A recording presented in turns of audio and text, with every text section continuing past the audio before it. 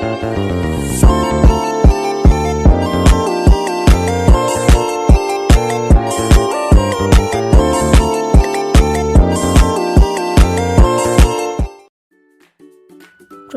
susu pada ternak dipengaruhi oleh faktor genetik dan lingkungan, termasuk manajemen dan pemberian pakan. Metode yang umum ditempuh untuk meningkatkan produksi susu adalah melalui perbaikan manajemen dan pemberian pakan, yang terutama bertujuan untuk meningkatkan aliran substrat di dalam darah atau prekursor susu menuju ke kelenjar ambing. Sapi mempunyai 4 kelenjar mamae yang menyatu dalam sebuah struktur yang disebut ambing. Kelenjar mamae tersebut terletak di daerah inguinal, di mana setiap kelenjar memiliki sebuah puting. Sebuah saluran langsung melalui puting merupakan perjalanan aliran susu yang telah diproduksi dan disimpan di kelenjar mamae. Meskipun bersatu, setiap kelenjar adalah unit-unit yang terpisah. Misalkan seperti, bila zat warna diinjeksikan pada sebuah puting, maka hanya puting tersebut yang teririgasi oleh zat warna. Kemudian kelenjar mamae ini dapat dibagi menjadi jaringan yang mensupport dan juga jaringan yang terlibat dalam sintesa dan transportasi susu. Struktur jaringan yang menunjang atau mensupport adalah kulit, ligamen, dan jaringan konektif. Support yang utama berasal dari ligamentum suspensori lateral yang tidak elastis dan ligamentum suspensori median yang elastis. Jaringan konektif terbagi dalam sintesa susu dan sistem transportnya ke beberapa bagian. Bagian yang paling besar disebut lobus. Lobus ini terbagi pula menjadi beberapa lobulus yang lebih kecil.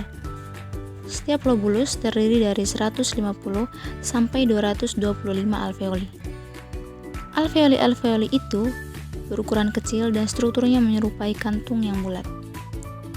Alveoli mempunyai lumen dan sejalan dengan sel-sel epitelial.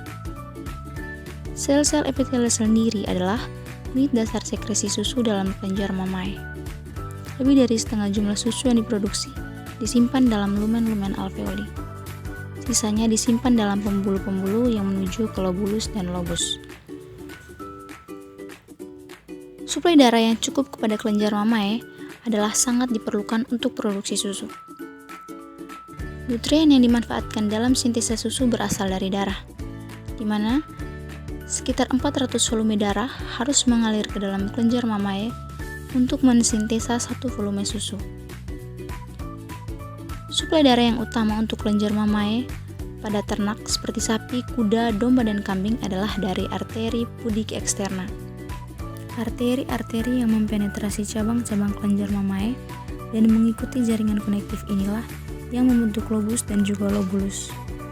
Alveoli sendiri dikelilingi oleh sebuah network dari kapiler-kapiler arteri yang mentransfer nutrien yang digunakan dalam sintesa susu. Selanjutnya, kita akan membahas terkait proses pembentukan susu pada ternak sapi. Susu disintesis di kelenjar susu, di mana di dalam kelenjar susu terdapat unit produksi susu yaitu alveolus, seperti yang sudah dijelaskan sebelumnya. Unit ini berisi satu lapisan sel epitel sekretori yang mengelilingi area penyimpanan sentral yang disebut lumen yang terhubung ke sistem pembuluh darah. Sel-sel sekretori tersebut dikelilingi oleh lapisan sel mioepitel dan kapiler darah. Bahan baku untuk produksi susu diangkut melalui aliran darah ke sel-sel sekretori. Diperlukan sekitar 400-800 liter darah untuk mengirimkan komponen-komponen untuk 1 liter susu. Komponen-komponen tersebut terdiri dari protein, lipid, dan juga laktosa.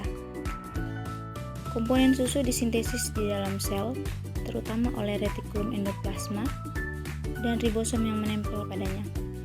Energi untuk retikulum endoplasma sendiri dipasok oleh mitokondria. Komponen-komponen tersebut kemudian diteruskan ke aparatus Golgi yang bertanggung jawab atas pergerakannya keluar dari sel dalam bentuk vesikel.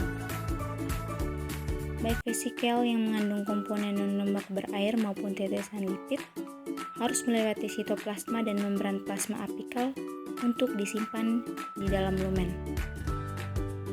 Membran gumpalan lemak susu terdiri dari membran plasma apikal sel sekretori dan membran plasma terus diperbarui oleh vesikel. Rangsangan pemerahan seperti anak sapi yang sedang mengisap, kain hangat, aturan di ruang pemerahan, dan lain-lain menyebabkan pelepasan hormon yang disebut oksitosin. Oksitosin dilepaskan dari kelenjar pituitari di bawah otak untuk memulai proses pengeluaran susu. Sebagai hasil dari rangsangan hormon ini, otot-otot mulai menekan alveoli yang menyebabkan tekanan di ambing yang dikenal sebagai refleks letdown, dan komponen susu yang disimpan dalam lumen dilepaskan ke dalam sistem peredaran darah. Susu dipaksa turun ke dalam tangki puting tempat ia diperah. Refleks pengeluaran susu memudar karena oksitosin menurun dalam waktu 4-7 menit.